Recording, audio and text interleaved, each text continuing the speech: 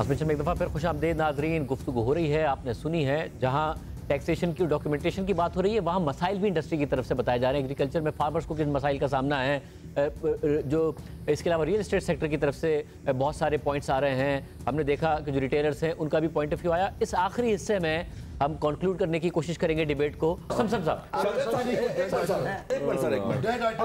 क्योंकि बजट आ रहा है सर, आज जो मैंने बिजनेस रिकॉर्डर की खबर पढ़ी है कि जीएसटी हमारे इनपुट्स के ऊपर लगा है। अगर 18% जीएसटी लगता है उसका इंपैक्ट रहेगा 26% का। सर ये ज़रात अफोर्ड नहीं कर सकती। पेस्टिसाइड में आपका पास है, उसके ऊपर पेस्टिसाइड का स्प्रे होना है। पहले ही एक स्प्रे, एक वाइट फ्लाई का स्प्रे, एक स्प्रे 5,500 का, 4 स्प्रे हमें मिनिमम करने पड़ते हैं वाइट फ्लाई के। मैं एक पेस्ट की बात कर रहा हूँ। फर्टिलाइजर में यूरिया पहले हमें महंगा मिल रहा है, डीएपी महंगी है, पोटाश महंगी है। हुकूमत को चाहिए इस वक्त इसके ऊपर जिस तरह पहले कोई जीएसटी ना लगाए, बल्कि इन पे सब्सिडी दे के इन चीज़ों का रेट कम किया जाए ताकि हम बैलेंस यूज ऑफ फर्टिलाइजर कर सकें। सर पाकिस्तान में बैलेंस यूज ऑफ फर्टिलाइजर नहीं हो रही। बैलेंस यूज ऑफ फर्टिलाइजर से मुराद सर ये, एक मिनट सर, मैं तो बड़ा टाइम बाकी सेक्टर्स में लिया है। उनकी फ्लाइट है, बैलेंस यूज ऑफ फर्टिलाइजर से ये मुराद है, होता यह है कि अगर आप जहां पे जियो का फ्लाइटें भी लेट करा देते हो अगर एक डीएपी इस्तेमाल करें, एक 2 बैग अगर यूरिया इस्तेमाल करें, उसके साथ एक डीएपी इस्तेमाल होती है या आप नाइट्रोफास कर लें, और साथ होती है एक बैग होता है उसका पोटाश का। पाकिस्तान में क्या हो रहा है कि 6.8 मिलियन टन यूरिया इस्तेमाल हुई, 1.5 मिलियन टन इस्तेमाल हुई सर डीएपी, और 1.5 लाख टन हुई पोटाश। हालांकि उनको 34 लाख टन होना चाहिए। इसीलिए हमारी पर एकड़ पैदावार कम है, क्योंकि हमारी कॉस्ट ऑफ प्रोडक्शन को कोई एड्रेस ही नहीं करता। इसके बैठ के कोई सोचता नहीं। देखिए होना ये चाहिए कि हमारी पॉलिसी कौन बनाए? Agriculture department. फाइनेंस अपनी मर्जी करता है, एफपीआर अपनी मर्जी करता है, मर कौन जाता है? काश्तकार और पाकिस्तानी कौम। जब आप ठीक है, उसके बाद मैं तफसील से चाहूंगा कि रियल एस्टेट पे बात, इसलिए बाद मैं आपका भी ओपिनियन चाह रहा हूँ एग्रीकल्चर पर। अगर आपने कोई ओपिनियन देना फिर हम तफसील से बात करेंगे। समसम साहब जी, आपके हवाले से बहुत सारे सवाल पैदा हुए हैं और कि जी डीसी वैल्यू और मार्केट वैल्यू को तो एक होना चाहिए। इसके अलावा ये पार्किंग लॉट नहीं बननी चाहिए, ब्लैक मनी की, प्लॉट का कल्चर नहीं। बिल्डर के हवाले से आपने सुना, शबरदीन साहब ने इस बात को सपोर्ट किया कि आप लोगों के लिए हो जाए इंसेंटिव। मैं कोशिश करूंगा सर, सबके मैं जवाब दूंगा, मुतमईन करने की कोशिश करूंगा, लेकिन ये बहुत ज़्यादा सवाल आते हैं। ये सेक्टर बहुत बड़ा है। असल में काफ़ी चीज़ें मिक्सअप हो गई हैं। ये सिंध का प्रॉपर्टी टैक्स मिक्सअप हो गया इनकम टैक्स में जाके, ये प्लॉट मिक्सअप हो गया वर्टिकल तामीरात में जाके, ये जो बेघर लोग हैं 1 करोड़ ये मिक्सअप हो गए उस टैक्स के नेट में आने के लिए। ये बात भी मिक्सअप हो गई कि जो पहला घर लेने जा रहा है उसको हम कह रहे हैं कि 50 लाख की बजाय 1 करोड़ करेंगे। भाई पहला घर तो अगर आप अफोर्ड नहीं कर सकते, आप पाकिस्तानी हैं या किसी भी मुल्क के शहरी हैं, तो हुकूमत वक्त की जिम्मेदारी है कि वो आपको सपोर्ट करे कि किसी तरह से आप पोर्टफोलियो उठाएं, पूरी दुनिया का, यूरोप का पोर्टफोलियो उठाएं, अमेरिका का उठाएं, कि वो कितने कम मार्जिन पे, यानी आपका जो कोई रेंटल इनकम होती है उस पे वो आपको घर प्रोवाइड करने के लिए, वो बैंकिंग सेक्टर स्पेशली उसको वो प्रोवाइड करते हैं आम कमर्शियल बैंकों को, कि लोगों को तरगीब दें कि वो अपना घर बनाएं और थोड़े से उस पर जो रेंटल वो पे करते होंगे वो रेंटल उसकी इंस्टॉलमेंट की मद में हमें रिफ़ंड कर दें। ये होती है हुकूमत की पॉलिसी। यहाँ सारी चीज़ें हो गई मिक्स, क्योंकि जितनी भी बातें मैंने सुनी, एक बात मैंने सुनी कि इंडस्ट्री लगाओ, प्लॉट में पैसा नहीं लगाओ। मैं बैंक में काम करता हूँ, 10 लाख की मेरी तनख्वाह है, 2 लाख रुपए मुझे बचते हैं, मैं कोई चीज़ बुक करता हूँ अपने फ्यूचर के लिए, बच्चों के लिए, क्या मैं उस 2 लाख से इंडस्ट्री लगाऊंगा? ये कोई एक हम समझते हैं कि ओवरसीज पाकिस्तानी है। जो अभी जो दुबई लीक्स है ना आपकी, मैं कभी ये नहीं कहता हूँ कि ये यहाँ की गई, ये वो पैसे हैं जो यहाँ आते। ये वो पैसे इसलिए ये नहीं आए यहाँ पे, इसके 2 फैक्टर हैं। एक फैक्टर था कि उनको वो डर था कि डी वैल्यू हो गई, तो यहाँ जो इन्वेस्टमेंट की, अगर 1 करोड़ की इन्वेस्टमेंट की, 2 करोड़ का भी बाद में बेचा तो डी वैल्यू की वजह से मेरा नुकसान हो जाता है। $1 लाख दिया था, $1 लाख वापस नहीं आ रहा।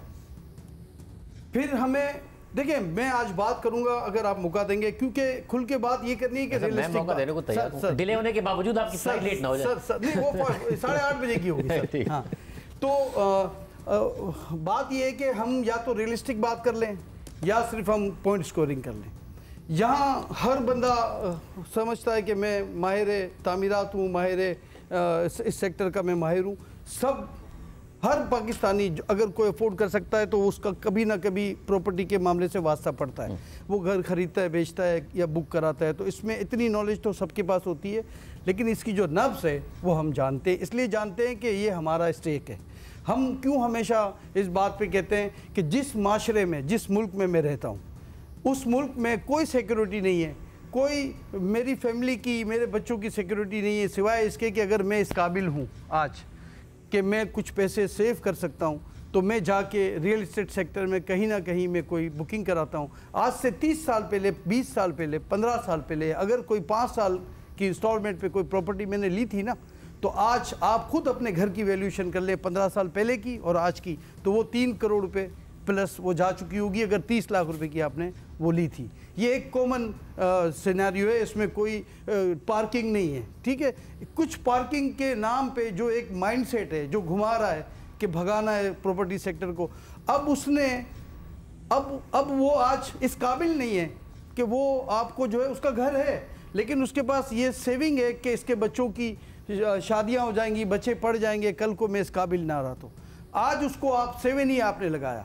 रिवाइवल के लिए 3 बार DHA हमारे पास आए, उन्होंने कहा कि कुछ हमारे साथ मदद करें, इतनी बड़ी स्कीम्स हमारी अनाउंस हो चुकी हैं, रिवाइवल कर दें कि ये प्लॉटिंग का जो काम है ये रुक गया है, क्योंकि टोटल आपकी रेमिटेंस, आज रेमिटेंस की भी क्लियर बात कर लेते हैं, क्योंकि हर बार export exporter, export exporter, export कुछ भेजते हैं तो पैसे देता है, मैं कुछ भेजता नहीं हूँ ना, पाकिस्तान से बाहर जाता है, मुझे आपकी रेमिटेंस का 40% मेरे सेक्टर में आता है, चाहे वो बैंकिंग चैनल से आता हो, चाहे वो किसी भी चैनल से आता हो, 40%।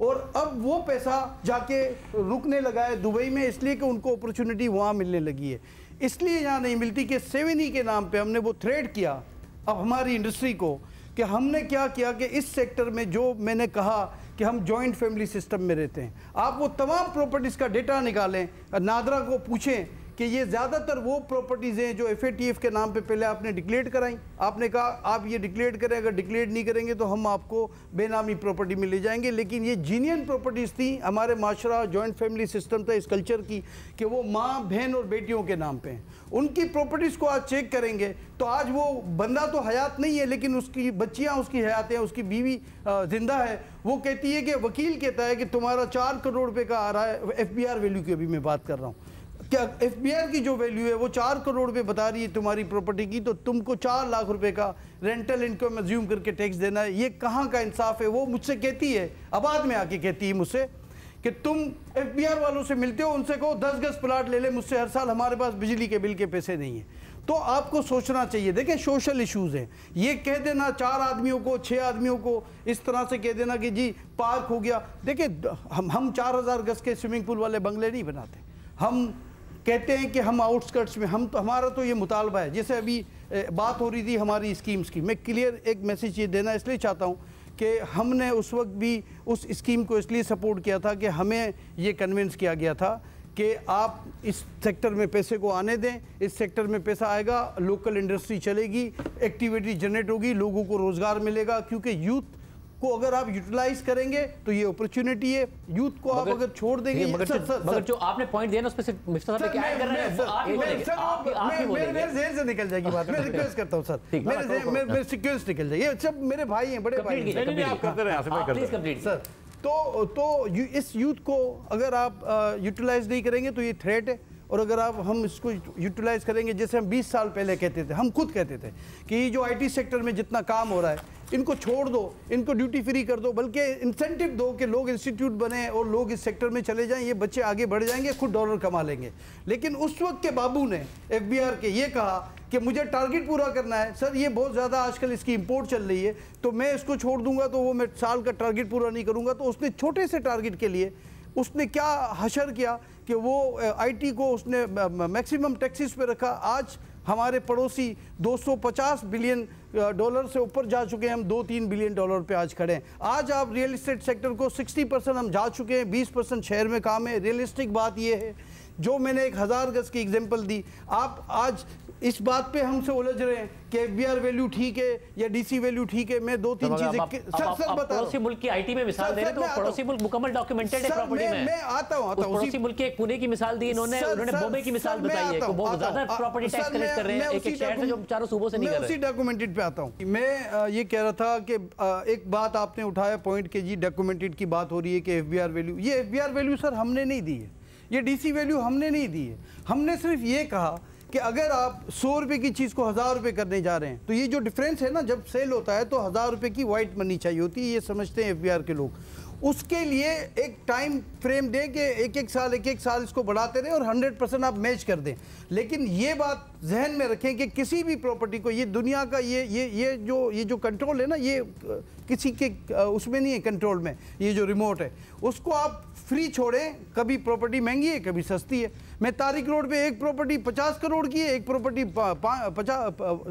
5 करोड़ की है, तो वो आप फ्री छोड़ें। और वही जैसे इन्होंने बात की कि मार्केट वैल्यू पे ऑप्शन होना चाहिए कि अगर हमने अंडर वैल्यू की है तो एफबीआर का ऑप्शन है कि वो बाई कर ले भाई, अगर लगता है। तो ये कभी हमारा इशू रहा नहीं है, ना हम कभी इस पे उलझते हैं। हम जो बात कर रहे हैं कि ये जो मैसेज जा रहा है ना, ये मैसेज पाकिस्तानियों को आप डरा रहे हैं। आप वो जो ओवरसीज पाकिस्तानी है उनको डरा रहे हैं, वो इन्वेस्टमेंट वहाँ होल्ड होती जा रही है। आप आज 11 अरब डॉलर तो वो है जो उसको मिली है, हो सकता है कि 11 के प्लस 11 वो हो जो उसको ना पता हो। मैं ये कहना चाहता हूँ कि आप ये फैसला कर लें, सिंपल बात है। ये जो बातें हैं ना, ये बातें हम सुनते हैं, सब हमारे भाई हैं।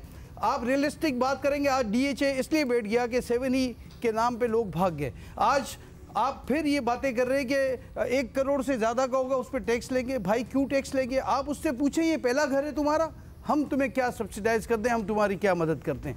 पहले घर की हम बात करें। दूसरी बात, ठीक है, उसके बाद अगर कोई वो इन्वेस्टमेंट करता है तो जो आपका जो टैक्स का तरीकेकार है, दूसरे घर पर तो आपको एतराज नहीं है, तो दुनिया भर में हो रहा है ताकि प्रॉपर्टी की वैल्यूएशन। सर कभी एतराज नहीं है हमें। एक मिनट सर, मैं सर प्लीज बोलिए। हमेशा मैं हमारे मिफ्ता भाई की बातें सुनता हूँ, 7E को डिफेंड करते हैं, और मेरे ख्याल से इन्हीं के दौर में लगा था, तो ये गिफ्ट इन्होंने ही दिया था हमें। और मैं ये कब लगा था? ये इनका गिफ्ट है 22 में मैंने लगाया। आपने 2022 में लगाया था जी। आप 7E को बुनियाद बनाकर कह रहे हैं दुबई में इतना पैसा चला गया। दुबई का तो प्रॉपर्टी का डेटा ही 2022 तक का है सर। मैं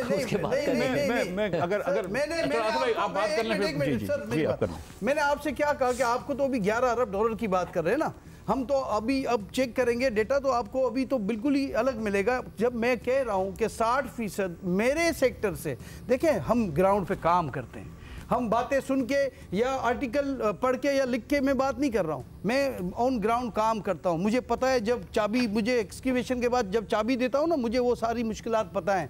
जिस शहर में मैं काम कर रहा हूँ, मैं कब्जे को भी फेस करता हूँ, मैं भत्ते को भी फेस करता हूँ, मैं एफबीआर को भी फेस करता हूँ। इसके बाद कहीं जाके मैं इस काबिल होता हूँ कि किसी को चाबी देता हूँ। अगर आप लोग ये समझते हैं, मैं जनरल परसेप्शन की बात कर रहा हूँ कि इस सेक्टर को रगड़ना है या टैक्स देना है, तो मेरा ये मानना है कि हम चले जाते हैं, क्योंकि 21% पे हम आज काम कर रहे हैं। सरिये वाला काटल बना के काम कर रहा है, सीमेंट वाला काटल बना के काम कर रहा है। 100D की जो इन्होंने बात की, 100D पे, इस पे हम बाद में बात करेंगे कि क्या पॉलिसी थी, लेकिन 100D क्या है सर, मैं आपको थोड़ा सा एक्सप्लेन कर दूं कि 2200 प्रोजेक्ट बनाए, इसमें रजिस्टर्ड हुए, जिसमें एक वो थे कि अगर आप सोर्स ऑफ इन्वेस्टमेंट डिक्लेयर ना करें या जो इसमें इन्वेस्टमेंट करेगा क्लाइंट, उनसे ये बात नहीं पूछी जाएगी। और उसको टाइम दिया गया कि 2 साल में ग्रे स्ट्रक्चर उसको कंप्लीट करना है। 2 साल में ग्रे स्ट्रक्चर मेरा नहीं, हुकूमत के सारे मंसूबे उठा लें, वो सारे के सारे होल्ड हो गए, फेल हो गए। अभी उन्होंने तो अपने जो 100 अरब का जो प्रोजेक्ट था 500 अरब पे कर दिया। हम तो उसी रेट में आज भी बना के देने के लिए तैयार हैं, सिवाय चंद प्रोजेक्ट के हम उनको दे रहे हैं, डिलीवर कर रहे हैं, लेकिन डिले है। हमने ये रिक्वेस्ट की एफबीआर से कि ये जो हालात हैं, पूरी दुनिया में ये हालात हैं, हमारा डॉलर बढ़ गया अचानक से, आप हमें 2 साल का एक्सटेंशन दे दें, हम उसको पूरा करते हैं। और सबसे मजे की बात ये है कि उस ग्रे स्ट्रक्चर की जो वेरिफिकेशन का सिस्टम था कि जो ग्रे स्ट्रक्चर एफबीआर में जाएगा और वेरिफिकेशन होगा, उसको नेस्पा को सर्टिफिकेट करना था, पीसी को सर्टिफिकेट करना था, वो आज तक सर्टिफिकेट देने के लिए हमें तैयार नहीं। वो कहते हैं हमारे पास कोई फार्मूला नहीं है। तो अगर हम सिंपल बात करते हैं कि आप अगर समझते हैं कि 7E लगा के आप हमें भगा देंगे, आप ये कह के भगा देंगे कि हम टैक्स, जब हम कह रहे हैं कि हम सारे टैक्स पे कर रहे हैं, हम हर साल कोई ना कोई टैक्स हमारे पे डाल दिया जाता है। पिछले साल फिर 3% 236C में फिर 3% कर दिया गया 1% से। और ये तो छोड़ दें, 100D का मतलब है कि 1 टाइम पूरा प्रोजेक्ट का टैक्स ये सारे पेड है। ये जो जिन प्रोजेक्ट की बात करता हूँ 2200 प्रोजेक्ट का टैक्स पेड है, और इन 2200 प्रोजेक्ट में अब हम सबलीज कराने जाते हैं तो 236C पे फिर ये कहते हैं कि 3% फिर दोबारा इनकम टैक्स दे। तो ये डबल टैक्सेशन सिस्टम ऑलरेडी मैं गुजारिश ही कर रहा था। एक तो ये कि जो 7E पे आसिफ भाई को पता है कि जिस मकान में जॉइंट फैमिली हो, सिंगल फैमिली हो, जिस मकान में आप रहते हैं उस पर ये टैक्स नहीं है, दूसरे प्लॉट पे है। अगर आपके पास एक मकान जो आपका है उसके ऊपर ये टैक्स लागू नहीं होता है, सेकंड प्लॉट पे, वो भी मेरे ख्याल से 250 गज से बड़ा उसके ऊपर लगता है। तो ये कहना कि किसी की बेवा के पास 4 करोड़ रुपए का प्लॉट है जिस घर में रहती है उसके ऊपर टैक्स नहीं है, अगर उस बेवा के पास इतने पैसे हैं कि वो एक घर में ख़रीद के रहती हैं और दूसरा घर उन्होंने रखा हुआ है तो उसके ऊपर टैक्स है। तो ये बिल्कुल बात दुरुस्त है। मैं ये जो इन्होंने बात की दुबई की, देखें दुबई में जो भी $11 बिलियन मिले हैं उसमें बहुत सारे पैसे जो हैं वो पाकिस्तानियों के हैं, वो प्रॉपर्टी उन पाकिस्तानियों के जो दुबई में ऑलरेडी रहते हैं।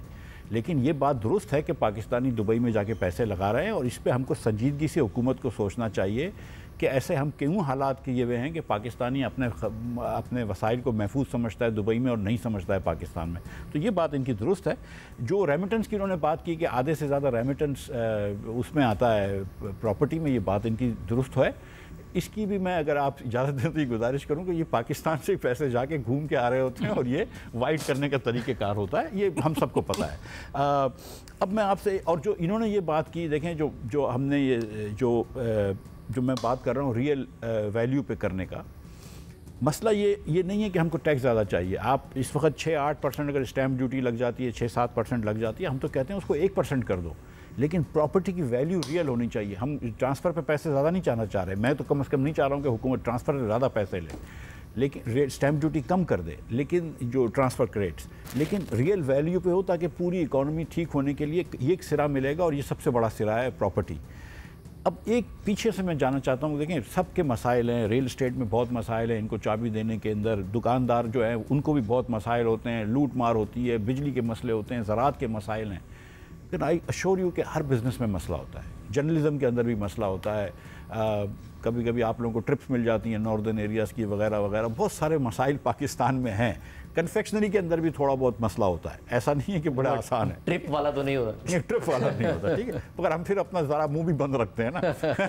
मगर गुजारिश ये है कि पाकिस्तान के अंदर जो आप 8,000 अरब रुपया कर्ज ले रहे हैं, जो अमार ने भी बात की, आपने भी बात की, वो पैसा हुकूमत के पास बैंकों से जो आता है वो पैसा स्टेट बैंक से छप के आता है, तो हमारी मनी सप्लाई बढ़ जाती है। जब मनी सप्लाई बढ़ती है तो महंगाई बढ़ती है। 9 करोड़ लोग आज पाकिस्तान में ख़त गुरबत के नीचे हैं वर्ल्ड बैंक के हिसाब से, 1 करोड़ लोग और ख़त गुरबत के नीचे जाएंगे इस साल।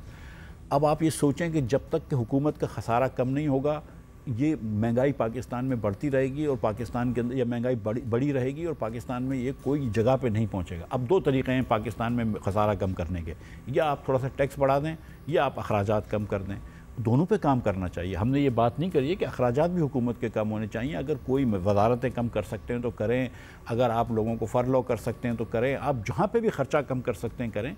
लेकिन फिर भी हम ये बात समझते हैं कि 1-8% ऑफ GDP ख़र्चा कम कर दोगे, आप NFC अवार्ड भी चेंज कर लोगे तो थोड़ा सा 0.5% ऑफ GDP फ़र्क हो जाएगा, तो थोड़ा सा टैक्स हमको और देना पड़ेगा, क्योंकि इस पाकिस्तान में बड़े मसाइल हैं। आप ये देखें कि जो दुकानदार अपनी दुकान खोल के बैठा है, जो स्ट्रीट लाइट लग रही है, वो किसी ने पैसे तो दिए ना स्ट्रीट लाइट के, जिससे रोशनी होती है, किसी ने रोड बनाया उसने, किसी ने तो पैसे दिए हैं ना।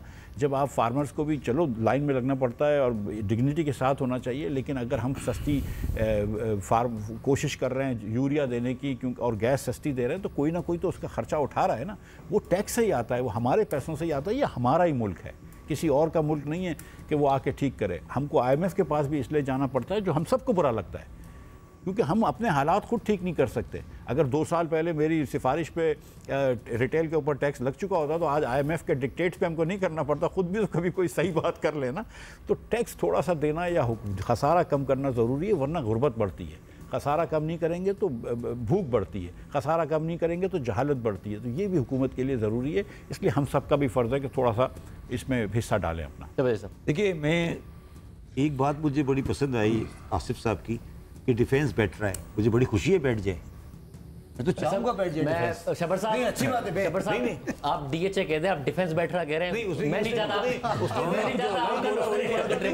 डिफेंस बैठ रहा है। मैं बिल्कुल बड़ी खुशी है मुझे डिफेंस बैठे। मुझे कोई शौक नहीं, मुझे कोई शौक नहीं है कि पाकिस्तान की हाई एंड प्रॉपर्टी की वैल्यू बढ़े। अगर बैठ रहा है तो बहुत अच्छी बात है, बैठ रहा है। जब मैं चेयरमैन FBR था तो मैंने प्रॉपर्टी जब बढ़ाई थी तो मेरे पास शिकायत यही आई थी कि जी हमारे पास 100 रजिस्ट्रियाँ हुआ करती थी, अब सिर्फ 5 होती हैं। ठीक है। दूसरी बात यह है कि 7E का जहाँ तक सवाल है, मैं मिफ्ता साहब के एक्शन से 100% एग्री करता हूँ, 7E होना चाहिए।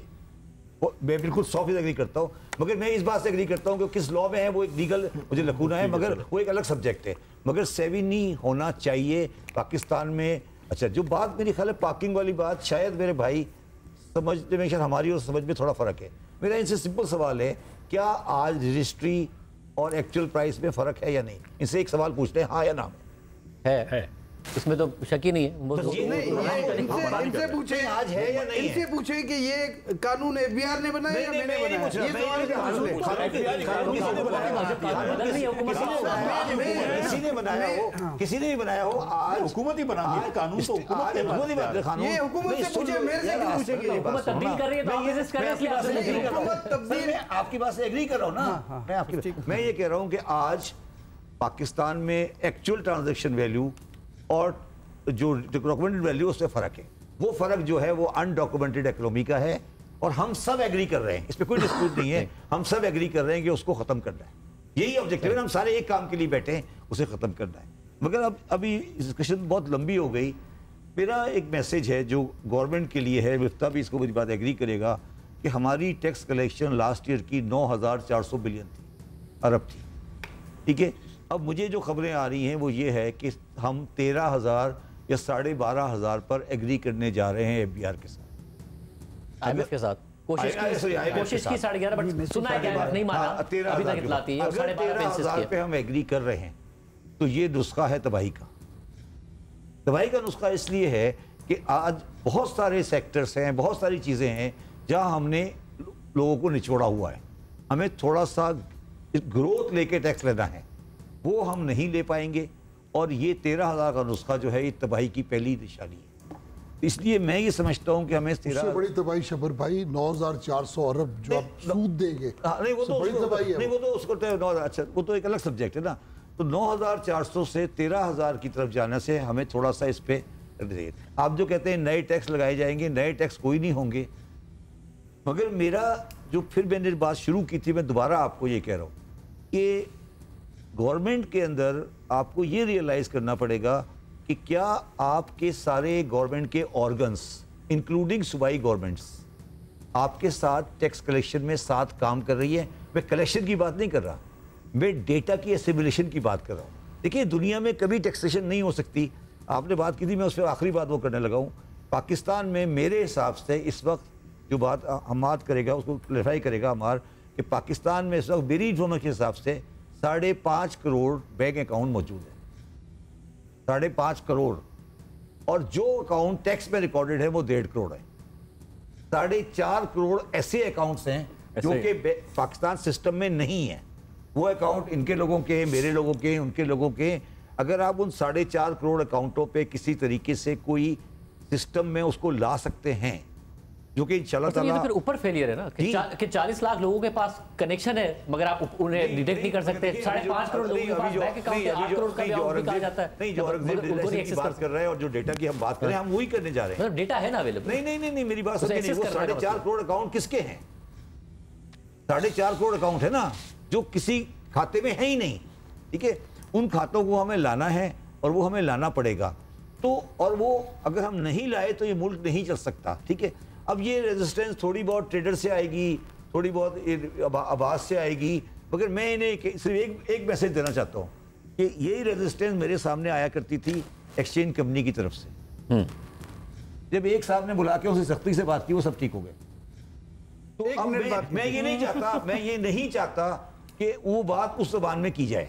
आप चाह रहे हैं कि आपसे वो बात उस ज़बान में की जाए समसम साहब? अब आखिरी एक्सचेंज कंपनी वाले, अब आप देखिए 6 महीने मैंने कहा था कि ये आखिरी यही रह गया।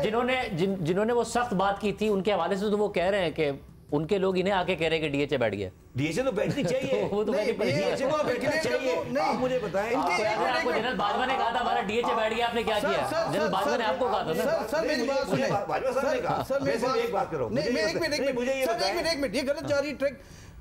ये जिस डीएचए की बात कर रहे हैं और मैं जिस डीएचए की बात कर रहा हूँ, टोटल डिफरेंस है। क्या? हम बात कर रहे हैं डीएचए सिटी की जो लो कास्ट हाउसिंग है।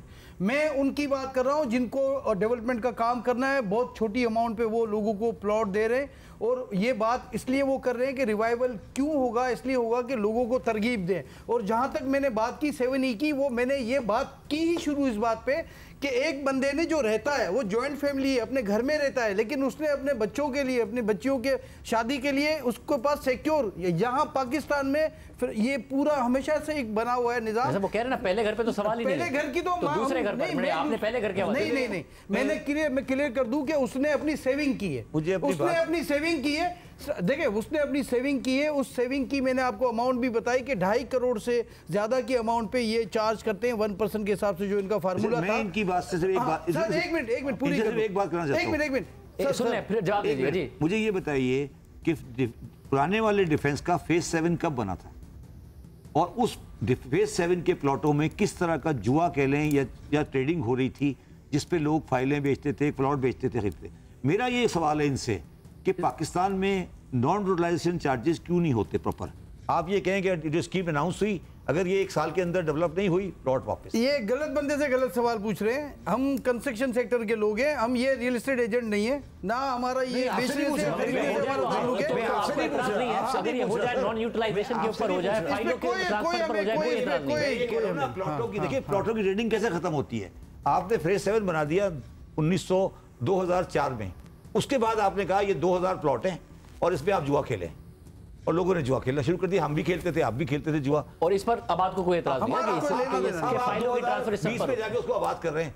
साहब आप बात कर रहे थे उसे कंटिन्यू कीजिए। मेरी बात कहाँ थी, मुझे कंप्लीट करने दें सर। मैं ये कह रहा था स्टॉक मार्केट 7E का मैं ये कह रहा था, मैंने ये कहा, मैं रिपीट कर देता हूँ कि एक फैमिली रहती है, उसके पास अपना घर है, उसमें से एक जो घर का सरबराह है वो एक सेविंग करता है अपने काम के दौरान, 5 साल 4 साल की इंस्टॉलमेंट पे कोई प्लॉट ख़रीदता है, क्योंकि प्लॉट ही ऐसी चीज़ है जिसको मेंटेनेंस नहीं करनी पड़ती, यानी उसको बंद नहीं रखना पड़ता, वो मेंटेन उसको वो लेता है, उसका ख़र्चा नहीं आता उस पर, वो लेता है। और 20 साल के बाद उस प्लॉट पे, मैं उसके नेक्स्ट ये बात नहीं कर रहा हूँ, 20-22 साल के बाद वो सारे प्लॉट आप स्टडी कर लें तो आज वो 2.5 करोड़ से ऊपर के हैं। कराची शहर की अगर बात कर लूँ मैं, एक एग्जांपल कराची से शुरू करते हैं। उनका कहना है कि अब चूँकि वो हमारे जो सरबराह हैं कमाने के लायक नहीं है, और ये एक सिक्योरिटी है, ज़िंदगी भर की ये सिक्योरिटी है, बेसिकली ये सिक्योरिटी है जिस माशरे में हम रहते हैं। आप उनका, मैं ये कह रहा था, नादरा से डेटा चेक करें, ये घर की ख़वातीन के नाम पे होगा, और उसका ये भी डेटा चेक कर ले कि आधे से ज़्यादा नहीं 90% वो ख़वातीन होंगी जिसके आगे लिखा होगा हाउस वाइफ। मैं ये कह रहा हूँ कि देखिए डॉक्यूमेंटेड होगा तो कुछ नहीं होगा, मगर हमने देखा है तो कुछ नहीं होगा। हमने देखा है कि अनडॉक्यूमेंटेड और ब्लैक मनी पार्किंग की जगह बनी है, फाइलें ट्रांसफर होती हैं, उनको कभी हम सपोर्ट नहीं करते सर। हम ब्लैक मनी को ना कभी सपोर्ट करेंगे ना करते हैं।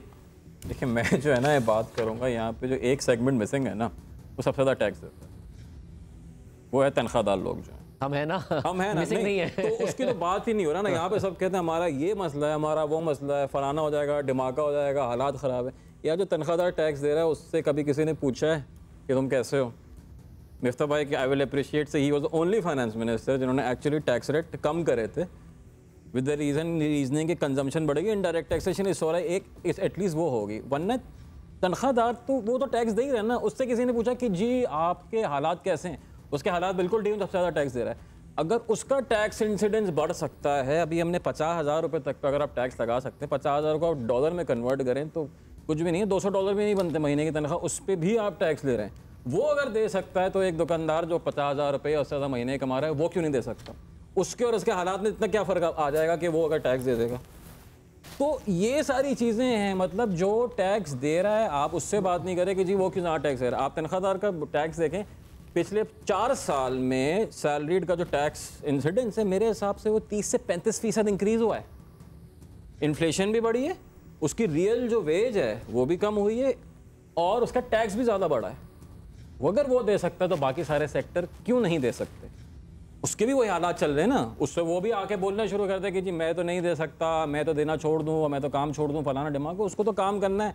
वो अगर दे सकता है तो वो दुकानदार भी दे सकता है, ज़राअत वाला भी दे सकता है, जो स्टेट एजेंट है वो भी देख सकता है, जो कंस्ट्रक्शन है वो भी देख सकता है। तो आई थिंक ये जो बात है कि जी हमें देना ही नहीं है सिरे से, हम तो कुछ कर ही नहीं रहे, हमने तो ये कर दिया, यही बहुत बड़ा एहसान है हमारा, मान लो, वरना हम काम नहीं करेंगे। हर किसी के मतलब ये आ गया कि जी इनके घर में जो है ये औरतें, भाई हर किसी के घर में ख़वातीन है तो मतलब क्या करें, काम करना छोड़ दें, टैक्स लेना छोड़ दें? जो बहुत सारी ख़वातीन जो काम करती हैं वो भी टैक्स देती हैं, ऐसा तो नहीं है उनका टैक्स वो है। बहुत सारे घराने हैं जो कि अपने वालिदैन को सपोर्ट करते हैं, उनकी दवाइयों के लिए सपोर्ट करते हैं, वही बोलते हैं कि जी हम टैक्स बढ़ गया हमारे तो हम टैक्स नहीं दे सकते। तो ये इकॉनमी इमोशंस पे नहीं चलती, इकॉनमी एक स्ट्रक्चर के हिसाब से चलती है। हर चीज़ में इमोशंस देंगे तो भाई यही हाल होगा, खसारा बढ़ता रहेगा। हमारे दोस्त ने बोला कि जी हम इतना जो है सूद में देते हैं। सूद में क्यों देते हैं? सूद में इसलिए देते हैं कि हम लोग टैक्स नहीं देते। अगर टैक्स सही देना शुरू कर दें तो उधार भी कम लें, उधार कम लें तो सूद भी कम लेंगे।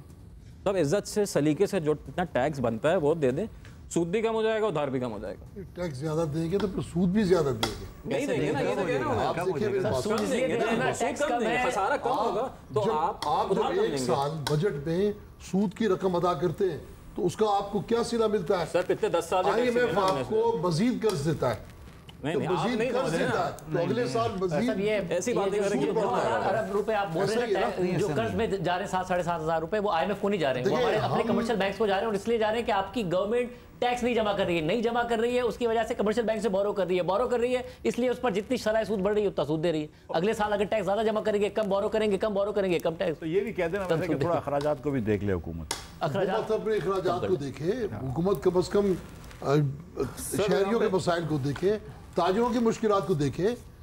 सिर्फ देखिए ये तनख्वाहदार की बात कर रहे हैं, तनख्वाह वेरिएबल नहीं है, वो तो एक स्टेबल है ना। 5 लाख है, 2 लाख है, 1 लाख है। तिजारत तो इस वक्त देखें एक वक्त में मार्केटों में रौनक होती है, अगले माह सन्नाटे छाए हुए होते हैं। जिसकी नौकरी जाएगी उसकी तनख्वाह तो वेरिएबल यकसा है तो नहीं या कर फिक्स है? सकता। ये तो आप अजीब बात कर रहे हैं ना, जिसकी नौकरी जाती है, बहुत सारे लोगों की नौकरियां गई, वो तनख्वाह वेरिएबल हो गई, फिक्स होगी, उसकी तनख्वाह खत्म होगी, आप क्या जब करेंगे? कारोबार खत्म होता है, तो ये जब फैक्ट्रियां बंद होती हैं, हर तो किसी के नौकरी साथ जाती यही है। हर किसी के साथ यही है ना। तो आप ये देखिए नहीं कह सकते कि ये एक स्पेशल इसको किसी के एक लिए वो हो। स्टेबल करना है, ये बिखरा हुआ निजाम है। देखिए जिससे आपने बात की वो एक बिखरा हुआ सिस्टम है।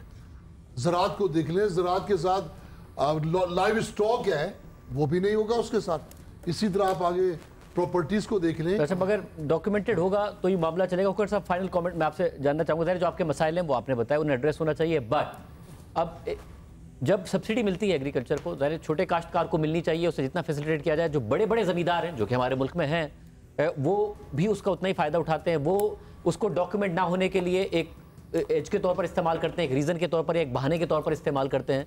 तो कुछ ना कुछ तो करना पड़ेगा। नहीं, बड़े जिम्मेदार को डॉक्यूमेंट होना चाहिए। मैं तो इस हक में हूँ, मैं खुद हूँ जी, मैं बड़ा जिम्मेदार नहीं हूँ, लेकिन मैं बड़ा काश्तकार हूँ, ज़मीन लेस पे लेके काश्त करता हूँ। सर अर्ज़ ये है कि पाकिस्तानी काश्तकार के साथ जो ज़राअत में सलूक होता है कि फ़र्ज़ किया हम कर्ज़ लेना चाहें, हमें नहीं मिलता। हमारे नाम पे अनाउंस किया जाता है कि 2200 अरब रुपया एग्रीकल्चर के लिए हम लोन देंगे। अभी हमारी 4 फसलें आ रही हैं जी, मक्की, कपास, चावल और तिल। आप यकीन कर लें कि इन चारों फसलों को लेकर काश्तकार इंतहाई परेशान बैठा है कि क्या मुझे कोई रेट मिलेगा या नहीं मिलेगा, क्योंकि हमारी कॉस्ट ऑफ प्रोडक्शन वही खड़ी है पहले वाली, बल्कि बढ़ रही है, बल्कि GST लगने की बातें साथ हो रही हैं, जबकि फसलों का रेट दिन ब दिन नीचे जा रहा है। ये मुल्क सर इस तरह नहीं चलेगा। होना ये चाहिए एक बाकायदा कमेटी हो, कोई एग्रीकल्चर कमीशन बने पाकिस्तान लेवल पे, बड़ा एक कमीशन हो जिसका इंडिपेंडेंट हेड हो, कोई वो बैठ के डिसाइड करे कि हमने किस फसल का क्या रेट रखना है। अब हमारे साथ होता क्या है कि पिछले साल हमें कपास का रेट कहा गया 8,500 रुपये मिनिमम सपोर्ट प्राइस तय की गई जी, कि काश्तकार से इस हर हालत में हम खरीदेंगे। काश्तकार ने काश्त कर ली, पंजाब में कोई 45 लाख एकड़ पे काश्त होगी। रिजल्ट क्या हुआ, जब कपास आ गई तो काश्तकार हार गया, एप्टमा जीत के हमें रेट मिला 6,000, 6,500, 7,000। उसका रिजल्ट ये है, फिर आगे गंदम के पैसे ना मिले, एक कमिटमेंट पूरी ना, उसका रिजल्ट है कि 30% कपास कम हो गई। अब मक्की के काश्तकार के जब पिछले साल जब मक्की उसकी आई है 4200 रुपये रेट था, जो ही कपास मक्की उसकी आई है रेट आ गया उसका 1500 रुपये के ऊपर। वो काश्तकार परेशान है। चावल के काश्तकार के साथ अब दिन ब दिन रेट डाउन हो रहा है। अभी तो चावल की फसल काश्त हो रही है। हमें ये चाहिए कि हम उसके एक्सपोर्ट का ऑलरेडी बर वक्त बंदोबस्त करें, उसी हिसाब से कॉस्ट ऑफ प्रोडक्शन तय करें। होना ये चाहिए कि काश्तकार जो दिन रात मेहनत करता है, साल के 365 दिन वो काम करता है और 24 घंटे वो काम करता है। हालांकि जो एक किसान है ना, उसके लिए पाकिस्तान में कोई मराहत नहीं है। जब वो रिटायर होता है, अपना काम नहीं कर सकता, उसके लिए कोई मराहत है किसी किस्म की, उसके बेटे का कहीं एडमिशन हो सकता है, यानी किसी जगह पे उसको तरजीह नहीं दी जाती। हालांकि सबसे ज़्यादा काम पाकिस्तान में वही कर रहा है इस वक्त। जो आपको 15 से 20 हज़ार अरब की प्रोड्यूस देता है, उसके बदले में उसको क्या कहा जाता है, गोश्त वो पैदा करता है, दालें वो पैदा करता है, कपास, चावल, दूध, हर चीज़ उसको पेंडू और गवार के लक़ब से नवाजा जाता है, यानी कि उसको एक जहाँ पे पाकिस्तानी और इंसान भी तस्लीम नहीं किया जाता। सर आप छोटे काश्तकार के इस वक्त जाके उसके घर के हालात देखें, उसके बच्चों तालीम हासिल नहीं कर सकते, बच्चों की सेहत अच्छी नहीं है। एक वक्त था हमारे देहाती बच्चों की सेहत बहुत अच्छी थी, अब नहीं अच्छी। उसकी वजह यह है कि उसको पूरी खुराक ही नहीं मिल रही, उसके साथ जो सलूक हो रहा है। तो इसलिए इस वक्त एक एग्रीकल्चर कमीशन बनाने की एक इंतहाई ज़रूरत है। हमारी कॉस्ट ऑफ प्रोडक्शन को देखा जाए, अगर खुदा ना खास्ता इस बजट में GST लगी हमारे इनपुट्स के ऊपर, मैं एक काश्तकार होने के नाते, एक सच्चा मुहिब वतन पाकिस्तानी होने नाते के मैं ओपनली कह रहा हूँ, ज़राअत नहीं रहेगी इस मुल्क में। हमें हर चीज़ बाहर से फिर इंपोर्ट करनी पड़ेगी। हम ऑलरेडी सर देखें ना, पाकिस्तान को बने हुए कितने, आज हम हर चीज़ बाहर से मोस्टली इंपोर्ट कर रहे हैं। हम जो चीज़ें एक्सपोर्ट कर रहे हैं, फ़र्ज़ किया हम फ्रूट और सब्ज़ी हमारी एक्सपोर्ट होती है $700 मिलियन की हो रही है, हम इसको एक साल में डबल कर सकते हैं। सिर्फ काश्तकार को मराद देने की ज़रूरत है। सर हमने 92 में अगर 1 करोड़ 28 लाख बेल थी, आज हमारी 2 करोड़ बेल होती, हमें कहीं भी कशकोल लेके जाने की ज़रूरत नहीं थी। 1 मिलियन बेल से मुराद है $1 बिलियन। सर हमें कहीं भी ज़रूरत नहीं थी। किया क्या किसने? इस ब्यूरोक्रेसी ने तबाही फेर दी, रिसर्च के ऊपर इन्वेस्टमेंट नहीं की। सर आप सुन के हैरान हो गए कि central cotton research institute Multan जो पाकिस्तान का सबसे बड़ा है, उनको 2-2 साल तनख्वाह नहीं मिलती। ये हमारी प्रायोरिटी है रिसर्च की। नाउ बहुत सारे अहम मामला हैं ये ट्रांसमिशन के। सर आखिरी रिक्वेस्ट, इस वक्त काश्तकार 2-3 चीज़ों में बहुत परेशान है। आपके प्रोग्राम के तवस्सुत से मैं हुकूमत को पैगाम देना चाहता हूँ। एक तो यूरिया का रेट 3500 से ऊपर लेके ना जाए, खुदा के लिए उसको 3500 पे रखें और उसकी अवेलेबिलिटी करें। बिजली का रेट हमारा 60 से 65 रुपये यूनिट हो चुका है। सर 3-4 सालों में कहाँ 5 रुपये 35 पैसे था और कहाँ 60 पैसे। काश्तकार अफोर्ड नहीं कर सकता, ये ज़राअत के ऊपर ये बर्डन है जी। उसका एक मुनासिब रेट होना चाहिए, बैठ के तय करना चाहिए, कॉस्ट ऑफ प्रोडक्शन देखनी चाहिए कि काश्तकार, अच्छा डीजल हो गया 300 रुपये लीटर, काश्तकार कहाँ अफोर्ड कर सकता है? DAP 14,000 रुपये काश्तकार कहाँ अफोर्ड सकता है? यूरिया मिली 5-5.5 काश्तकार कहाँ अफोर्ड कर सकता है? और उसका फिर रिजल्ट क्या होगा कि हम अपनी खवातीन को लाइनों में लगा के आटा देंगे और 24-24 खवातीन शहीद होंगी। उस वक्त तो 24 हुई थी ना। अगले साल मैं आज ही एडवांस कह रहा हूं सर 40% गंदम की काश में कमी आ रही है अगर हुकूमत ने होश के ना करना नहीं। तो आई होप कि ऐसा ना हो पाकिस्तान में, क्योंकि जाहिर है इस दफा जो इकोनॉमिक ग्रोथ नजर आ रही है वो एग्रीकल्चर के नंबर्स की वजह से नजर आ रही है। कपास को 30% पहले कम कास्ट हुई है, अगर उसको फोकस ना किया गया, उसकी कास्ट ऑफ प्रोडक्शन पेस्टिसाइड पे अगर टैक्स लग गया, हमारा एक स्प्रे 5,500-6,000 हज़ार रुपए का, अगर 2-3 आपका पॉइंट ऑफ व्यू हुकूमत ने सुना है। और इस तरह जो पाकिस्तान में ग्रोथ के नंबर्स जो नजर आ रहे हैं थोड़े बहुत, वो भी एग्रीकल्चर की वजह से हैं। मिस्टर साहब फाइनल कमेंट जी।